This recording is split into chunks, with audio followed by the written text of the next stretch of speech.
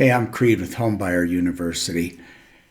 I'm feeling kind of funky today. I don't know if it's from all this government research and analyses I've been treading through for you today. I don't know if it's because it's late in the day. I don't know if it's because late in January 2023 and it's been kind of a colder, less sunny January. At least it seems that way to me.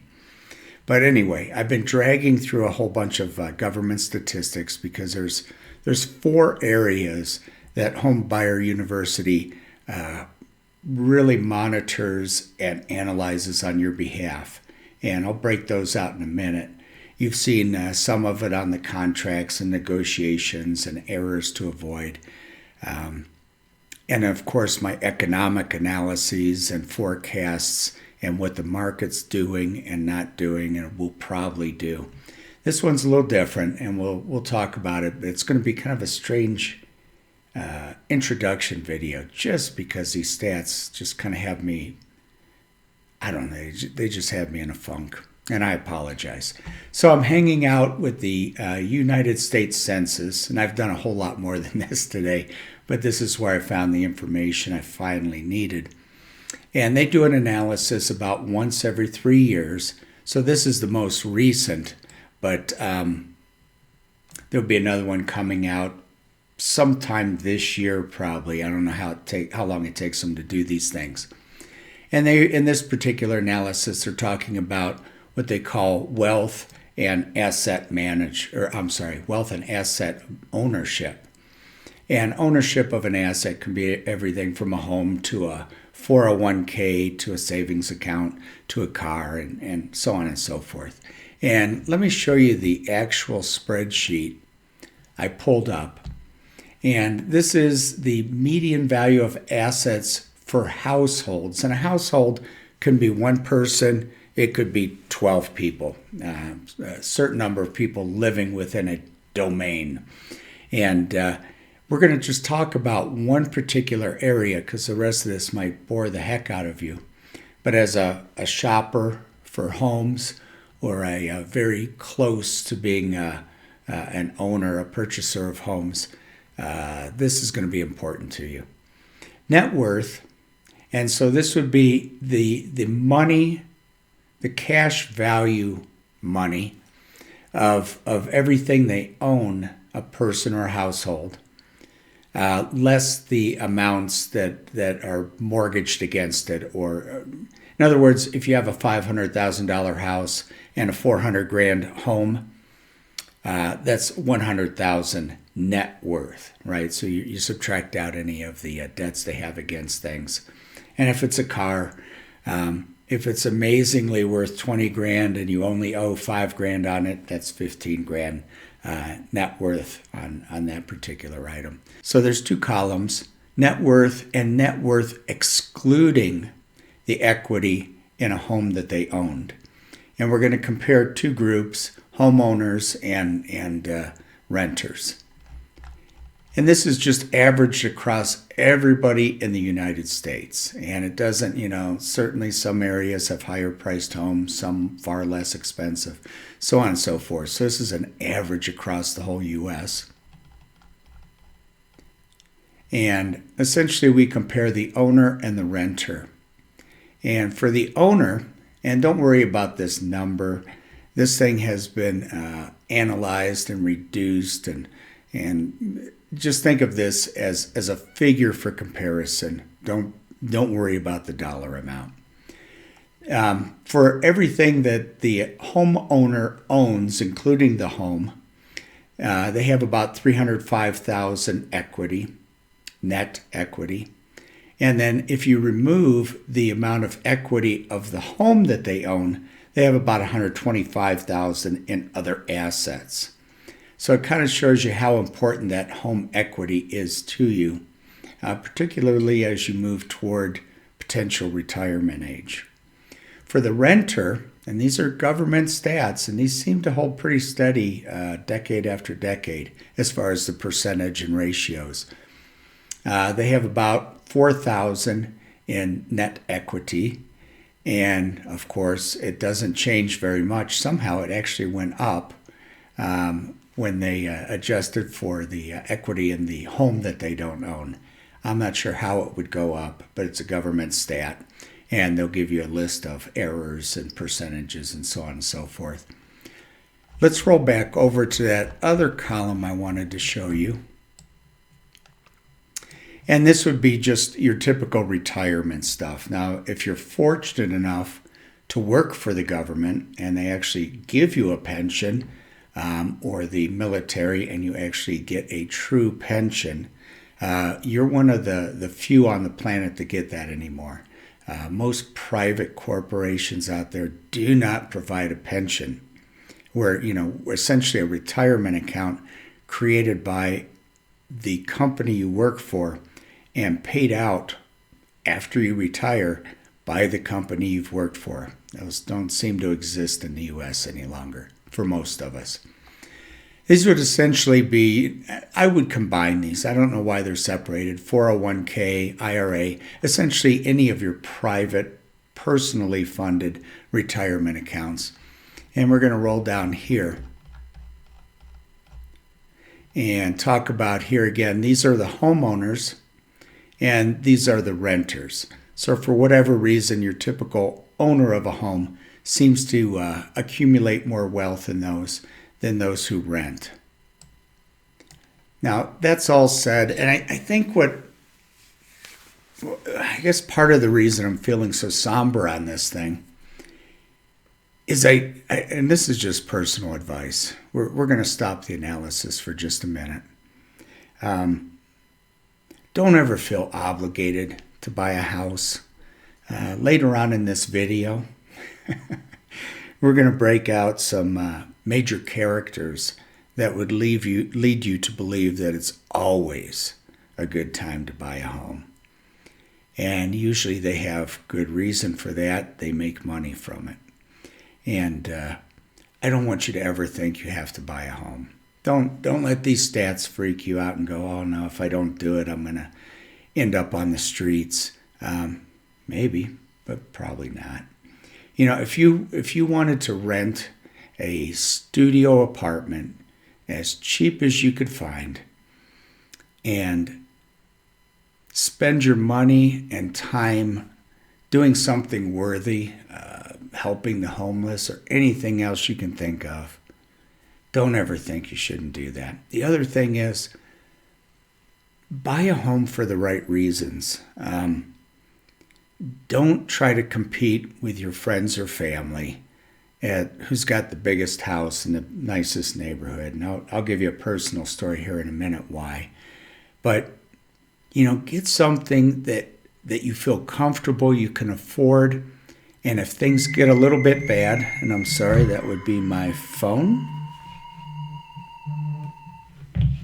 And if things get a little bit bad in the economy or for you personally, financially, get something you can hang in there with and you can make it through, even if you end up, losing a job and having to take something at a lesser pay scale.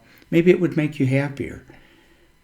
My advice is never press yourself to your full maximum potential payment that you can qualify for. And I know lots of lenders and lots of realtors aren't going to like that I said that, but it's just honesty.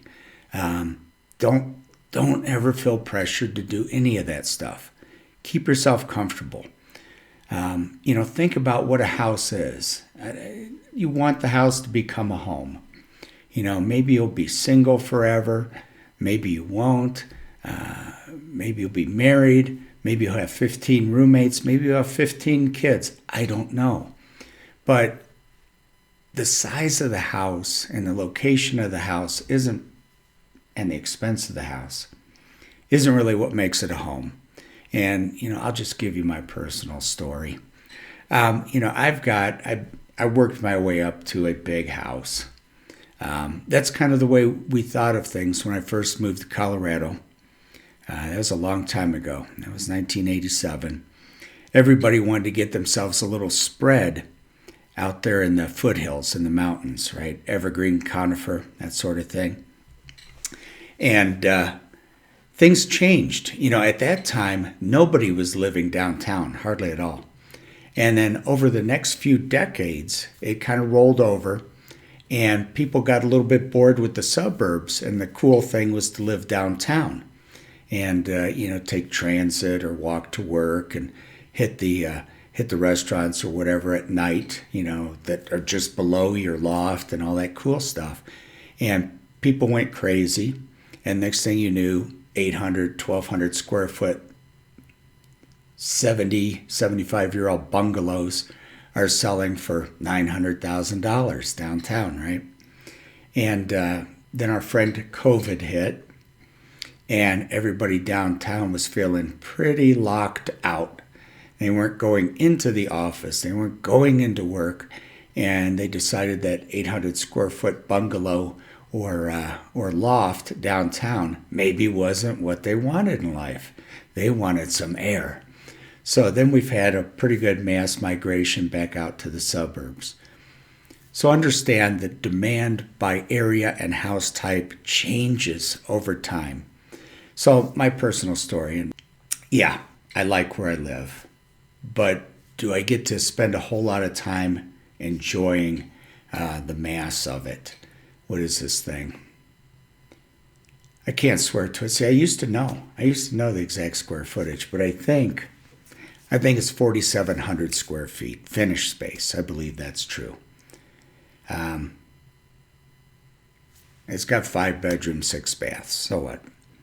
It's got 2 acres. I got 2,000 square foot of patio in the back, mountain views, all this stuff. Is it nice? Is it wonderful? It kind of is. But you know what? I only have so much time I get to spend just sitting there and trying to enjoy it. And that time is not nearly as much as you think. Between helping people buy and sell homes, between getting to the gym, going out hiking, going cycling, all the stuff you like to do. Don't put everything you have into the house. Now, I didn't, don't worry, I'm okay. But that's my advice. Don't overextend yourself ever, or give yourself additional stress just to get the next biggest house that you can just barely qualify for. And that's just some personal advice. I'm going to stop there. And I'm going to wrap up this introduction on this video. So let's close out. So yeah, there's a big difference between owning a house and a renter, but it's a government stat. And that government stat doesn't make you happy or unhappy. Nobody says that these guys renting are unhappy. Maybe they're doing something so great they don't even think about it, and maybe they only see their pillow once every 2 weeks. I don't know. But that's just my advice. Don't let anybody ever pressure you into buying a house or a bigger house or a more expensive neighborhood unless that's really what you want. So I'm going to close this stuff here. And this is just a prototype. We have not officially launched Homebuyer University quite yet. So you're just actually looking at the back end of this thing that I'm building out. And I just wanted to show you where these videos are going to all end up. The stuff on the economic trends, the forecasts, all the analyses I do, some of it's using data science, some of it's through Excel, and I'll use anything and everything I can to help you understand where I think the market's going. Because no, it's not always a good time to buy, regardless of what people tell you. I promise you that. I've been around a long time. The contract section is landing here, and that's where I go in depth on contract stuff, what to watch out for, what to do, what to avoid, and we'll eventually talk about negotiations and certainly everything regarding not making bad decisions. That's kind of our little slogan here. Homebuyer University is here so you don't make bad decisions, because you have lots of knowledge and enough sense to not listen to people that have bad motives. The stuff we're talking about is going to land here. This is where this video will be unless I decide to delete it and think I was really stupid for doing it. You don't need to hear my story. But my goal here is to help you understand essentially what that government spreadsheet said. If you use home ownership correctly and you don't overburden and overstress yourself, it can be as big of an asset to you when you finally get to retirement as all of your retirement stuff combined. And there's government stats for that. And then the final section, and I have not begun building this out, at least not for the website. I've been doing the data science analyses for a very long time. I've got actually 3 patents on technology for real estate. And I'm going to use all of that stuff and build you guys algorithms and some artificial intelligence and help you make really smart decisions. How will that help you? Well, a lot of it is going to try to determine by neighborhood what that market is likely to do. And believe it or not, I can actually break down the qualities of homes, their market value. In other words, what is a remodeled kitchen really worth? And it's all based on the actions of the hundreds and thousands of home buyers in that city and neighborhood and price point and location. And I use some artificial intelligence stuff, some heavy data science to help you break that down so that you know, okay, if it costs me $45,000 to remodel my kitchen, but the marketplace is only paying about $25,000, do I want to do it? Is it worth it to me? Okay, I'm going to live here for 1 year or I'm going to live here for 10. If you're living there for 1 year, probably not a good idea. If you're going to live there for 10 and you love a nice kitchen, probably is a good idea. But it's that kind of quantitative analysis instead of my opinion or somebody else's opinion that goes in this area. So I just wanted to introduce you to the 4 quadrants of data here for you at Homebuyer University. And I'm going to be quiet now. I'm still feeling really somber from those analyses from the federal government. That just I'm going to shut up now. Hey guys, this is the next day. The whole point of this video and this entire section on the Homebuyer University website is to help you understand the real estate industry and how it can suck you in as a home buyer and just put you in there as a cog in the machinery. And let me explain that a little bit. In the first half of the video, I touched on how certain people are always going to tell you it's a great time to buy a house. Why? They make money on it. And let me explain how that works. And I'm sure I'm going to forget a bunch of things, but you'll have a really good overview. You start off your home search where? On the internet. And it's going to be one of probably 2, maybe 3 sites in Colorado. And probably the whole U.S., to be honest with you. Zillow, Realtor.com, maybe RE Colorado, which is the front end site for the local multiple listing service, MLS, here in Denver. How do they make money? Have you ever wondered that? Why does Zillow and Realtor.com give you all that information, pictures, data, and videos for free? Have you ever wondered why it's not for free? There's an old adage out there in business and marketing that if the information on the internet is free, you're the product. And that's completely true in this case. What that means is you get on there and they're tracking everything you do. I mean, they know exactly what buttons you push, how long you hesitate, which pictures you spend 3 seconds on instead of 2 seconds on. You name it, they know it. They're tracking you. You log in. You've given up all your personal rights. I'm not an attorney, but you're giving up your personal rights. Dig into the minutia of the small print that they hide within the website, the disclosures, and you'll know what I mean. How they make money. Essentially, both Zillow and Realtor.com are private corporations, for-profit corporations. One, Realtor.com is actually not even owned by the realtors, just to let you know. It's a private company just like Zillow. So they make money several ways, both of them. One is to advertise. And who's going to advertise on Zillow? It's pretty easy. All those real estate brokers that you see up on the website are typically paying to have their picture and information up in front of you.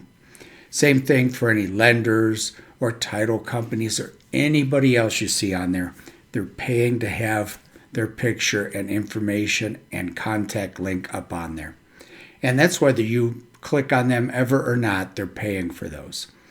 And then there's two other ways. The brokers will pay Zillow a bigger fee to get your business. If you do business through the Zillow site with any of those brokers or lenders or anybody else advertising there, they will be paying Zillow a fee for that. And then there's an even more complex one. That's Zillow or Realtor.com. More complex one is instead of paying an upfront or monthly fee to get an opportunity to reel you in to the machine, they will pay up to 50+% of their commission when you buy a home. So you buy a home, that broker gets you clicked on them through Zillow or Realtor.com. That broker closed with you on a home.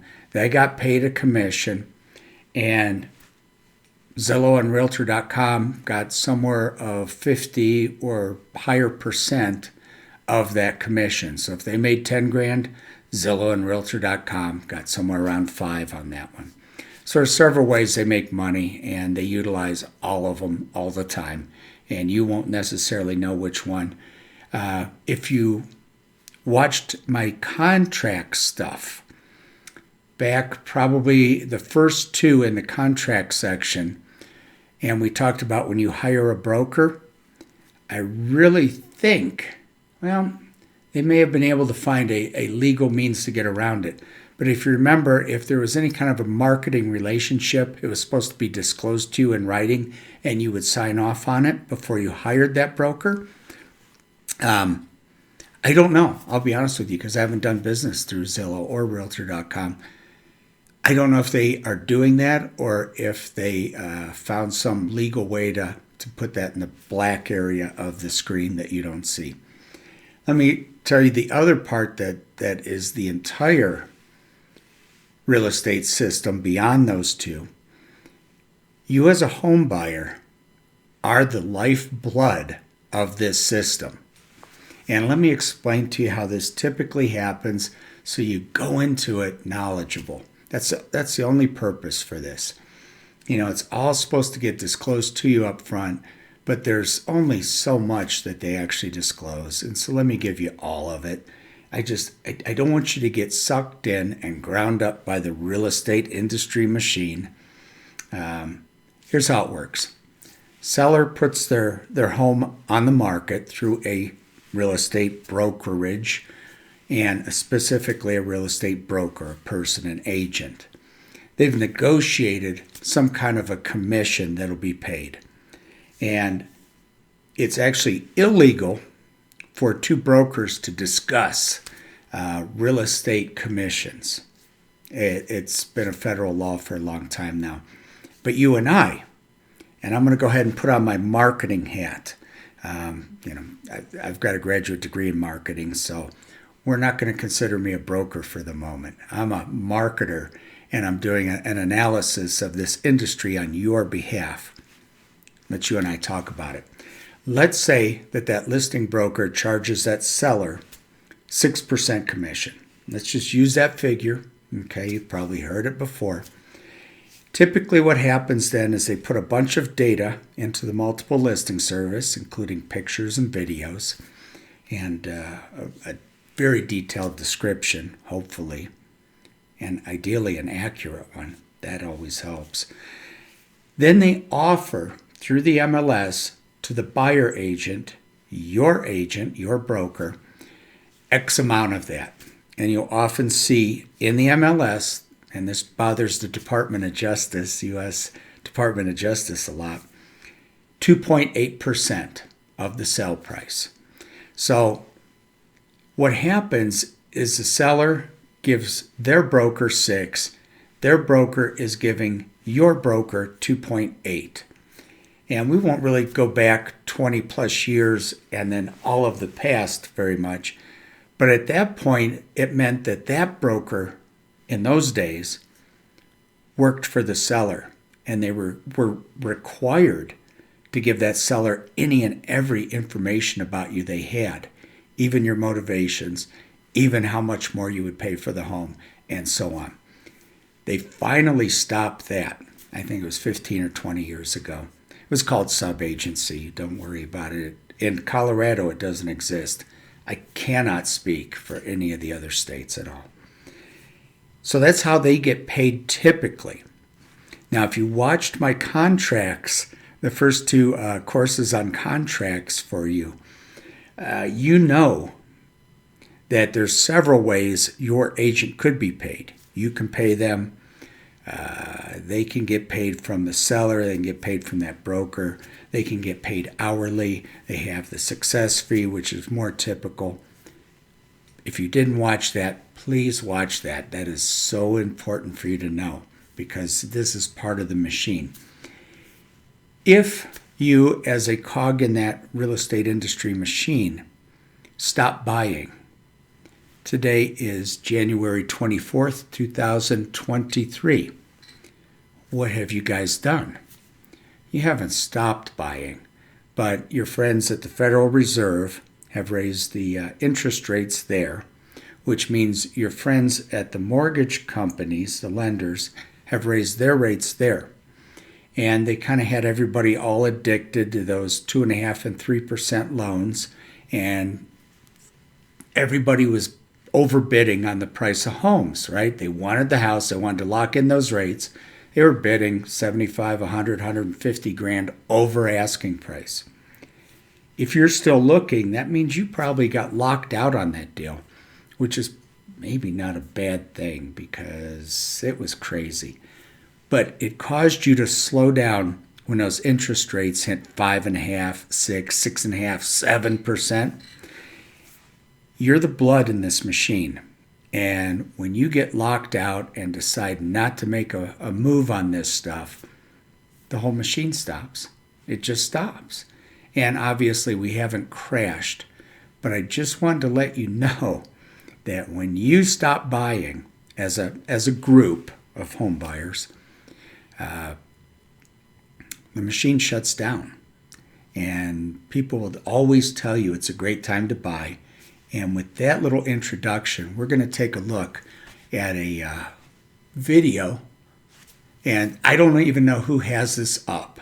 Somebody recorded this, and it's quite fuzzy and blurry. But I think it's really important for you to know because then we're going to talk about what was happening at that very moment. So bear with me.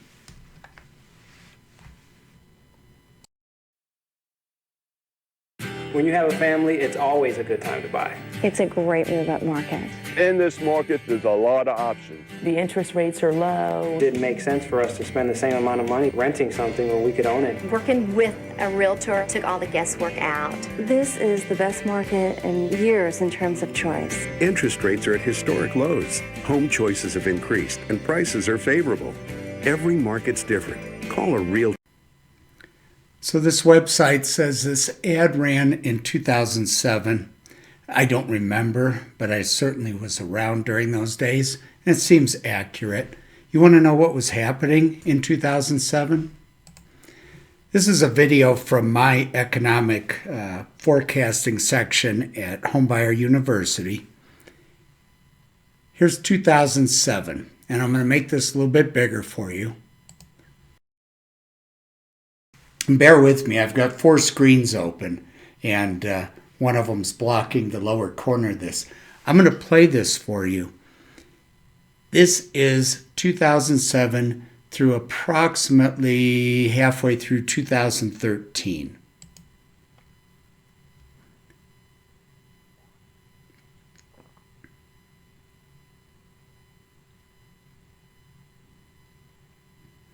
Guess how long of a period that is and what happened?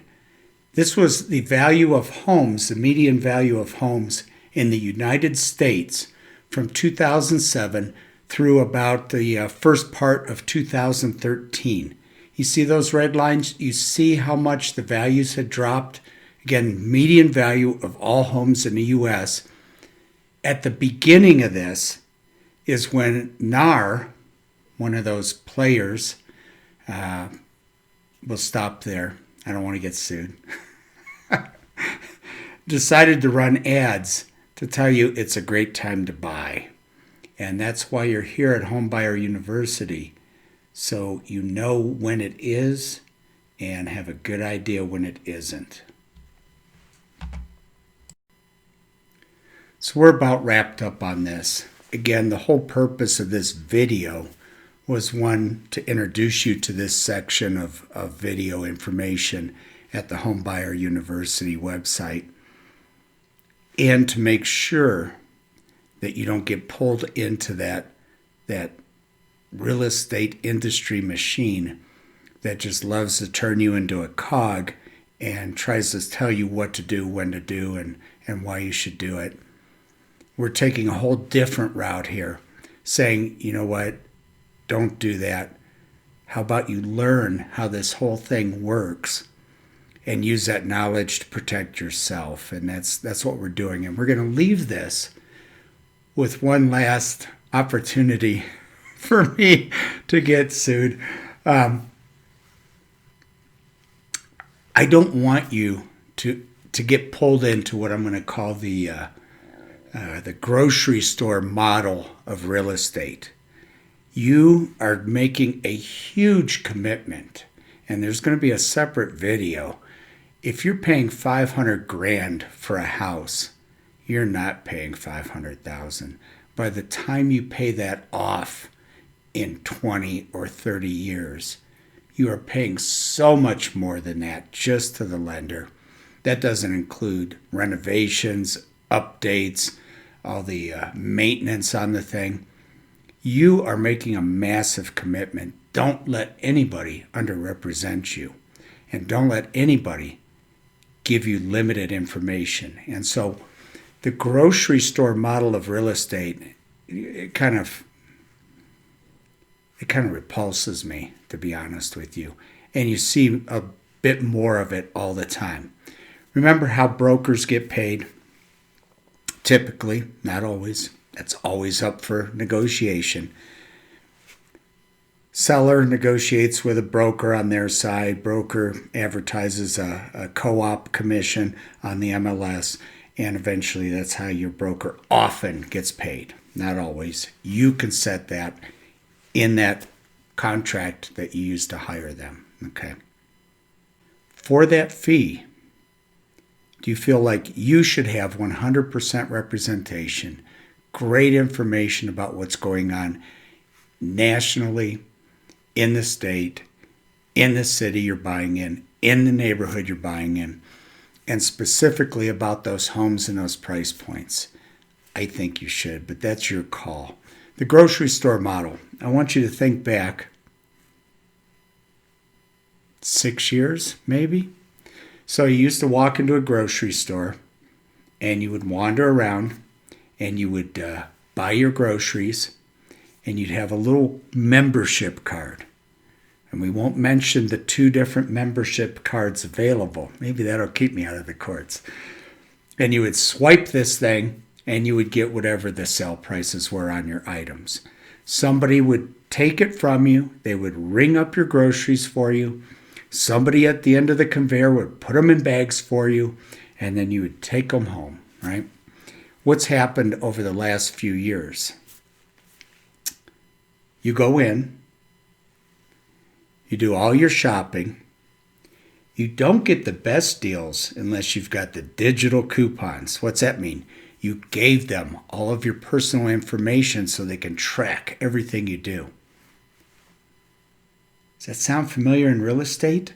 We won't mention the Z and the R websites, but that's what they're doing, right? And that's what they're forcing you to do. You now go up and you have to ring out your own groceries, right? Because they only have one person doing the regular job, and they have these open things where you get to wait in line and you ring up your own groceries, and then you don't get that discount, the best discount, any longer with just the swipey card. You got to have the digital thing so they own you. You put them in bags, you go home with your groceries. But wait, right? What's happened now?